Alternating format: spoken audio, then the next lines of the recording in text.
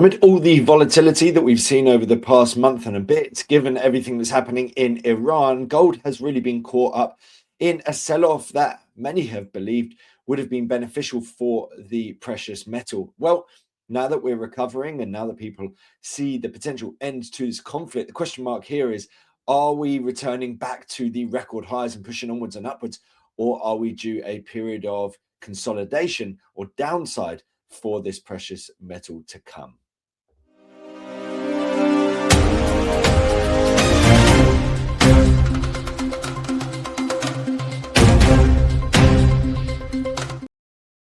So let's look at a handful of things to consider here. First and foremost, the role that oil prices have to play in sentiment for gold. Of course, the rise in oil gives way to a rise in terms of inflation expectations, and that, of course, hampers calls for rate cuts. That's one of the key elements driving down gold of late. Now, the latest release from the IMF provided three different scenarios, which I thought was particularly interesting because the three scenarios were born out of exactly how long the Straits of Hormuz would be closed for, how high oil prices go, and how long they stay elevated. And as you can see here, the implications would be detrimental for growth if we were to see higher for longer energy prices, and detrimental in terms of keeping inflation lower. So essentially, we need to see the Straits of Hormuz reopened as quickly as possible to be able to avoid this severe scenario as we see here.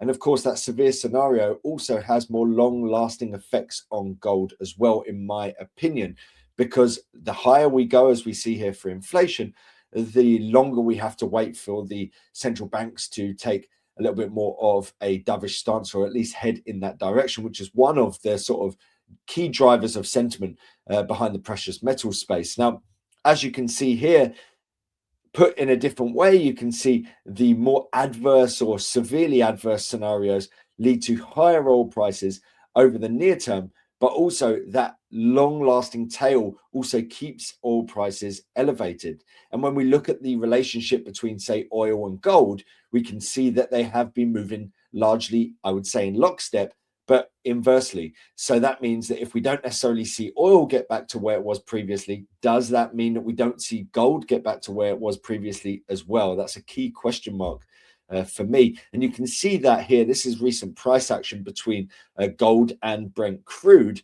And what you can see here is they're moving very closely together. Of course, I've got gold inverted here, so you can see they are negatively correlated between the two, but moving very closely. So in a way, when you're trading oil, when you're trading gold, you're essentially trading oil, and you're essentially trading the US dollar and treasury yields and equities. All of them are moving in lockstep, because the higher the oil goes, the more we have inflation concerns. The higher the US dollar goes, the weaker that gold goes, the higher the interest rate expectations go. So all of that's moving in tandem.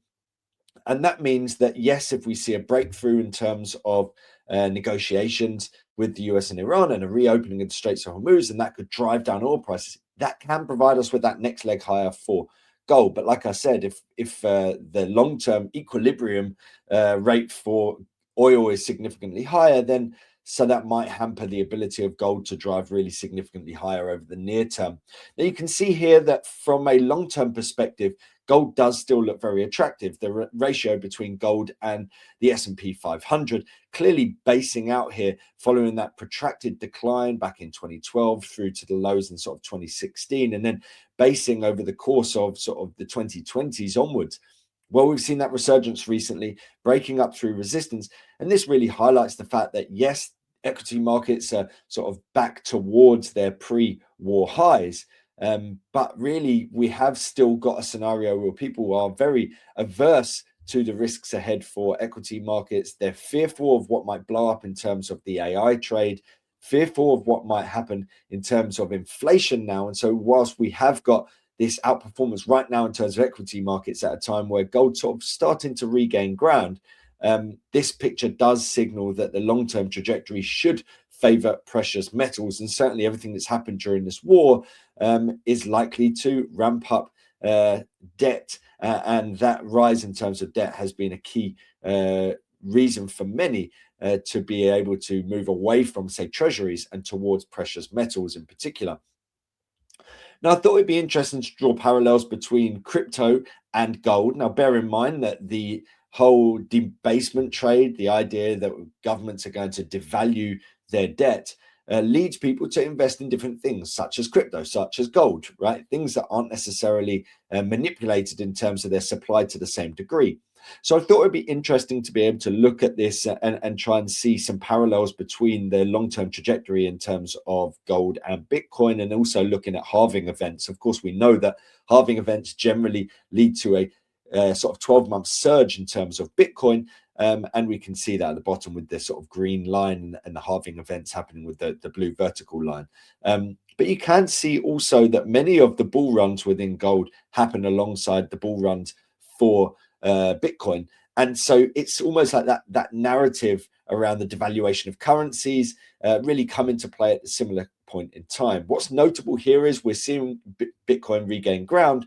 But I would say that if you're looking at from this sort of cyclical perspective, generally after that sort of peak, the post-halving peak, you generally see the pullback lasting roughly 12 months. That would take us into October. And so that signals the possibility of further downside to come for Bitcoin. And certainly if we move into a phase now where you sort of see the second order effects, we saw see the shortages really taking hold. We see another month and another month of elevated inflation data.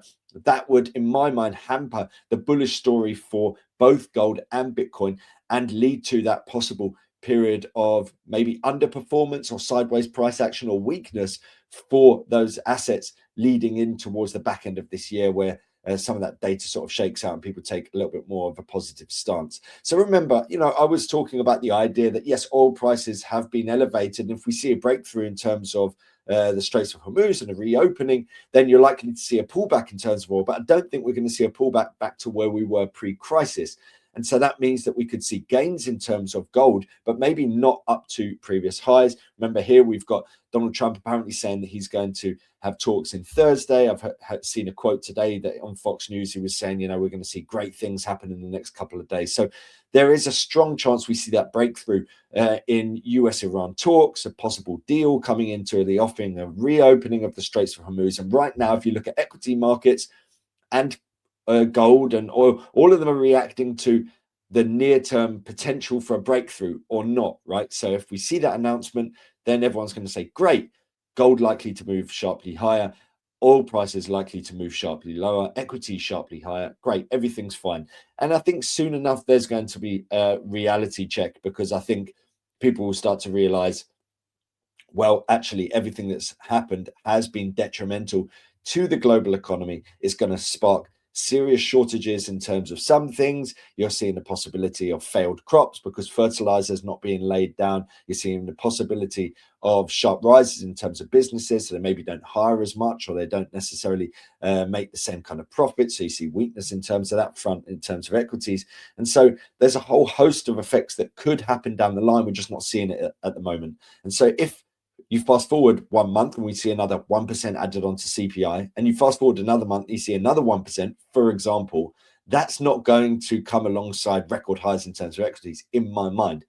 So we could see this period where we see the breakthrough in terms of negotiations, and that leads to further gains in terms of gold. But then oil prices don't come back to where they were previously. Inflation becomes a problem, and we see more data showing further inflationary issues. And that hampers the ability to be able to get back up into record highs. Now, you can see here that generally gold goes in lockstep with treasury yields. You've got both the 2-year and the 30-year yield, both of them inverted here. And you can see that they're moving very closely together. So that points towards the idea that if we're seeing a pullback in terms of bond yields in the US, that's beneficial for gold. But notably here, we've got the spread between the 2-year and the 30-year. And that is also moving very closely recently as well. And so certainly if we see a significant shift away from the idea that we're going to see rate cuts from the Federal Reserve, that is likely to drive gold prices lower. But if we start to suddenly see a very dovish outlook from the Fed, then that is a significant boost for sentiment in the market. And you can see here in terms of market expectations right now from the CME, expectations for nothing. quite frankly, there is a possibility towards the back end of the year that we could start to move in the direction of a rate cut. But certainly right now, markets don't necessarily know whether we're coming or going. And the fact of the matter is we don't necessarily know whether we're going to see a deal this week or not. And so it makes a lot of sense that there's just a huge amount of hesitancy at the moment. Let's just jump onto the charts. This is the chart for gold. I'm going to get it full screen. And so let's look from a wider perspective. Here we go. This is the weekly time frame, right? And actually the monthly looks very compelling. Look at this, right? So that pullback essentially with that long lower shadow looks like a blip within the long-term trend. And I think by and large, it will be. I do think that from a long-term perspective, we're likely to see the bulls back in charge. And I do think we're likely to hit record highs.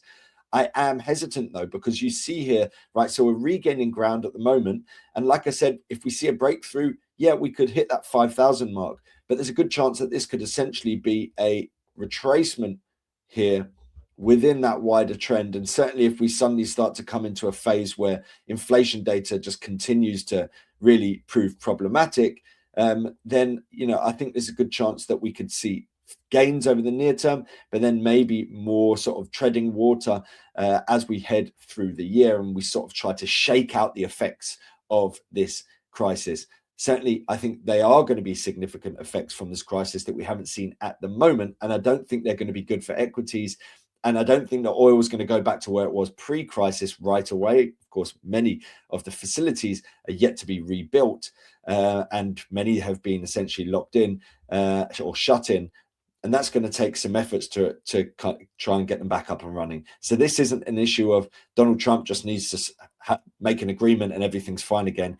And right now, markets appear to be pricing it as if that is the case. So if we see oil prices remain elevated after this crisis is supposedly resolved, if we see equity markets start to weaken because we see earnings coming off, if we see inflation data coming in hot, then I think all of that leads to a period of maybe underperformance compared to what we're used to. Rather than this move that we were seeing previously, it'd be more likely a case of rally over the near time after we see a sort of relief of a deal, but then sort of losing a bit of that trajectory over the near term, and then before too long, maybe later on in the year, then the bulls really start to gain momentum in a meaningful way once again. I hope that's been useful. Make sure to like, subscribe, and follow for more. My name's Josh Mahony, Chief Market Analyst at Scope Markets. Have a great day and good luck trading.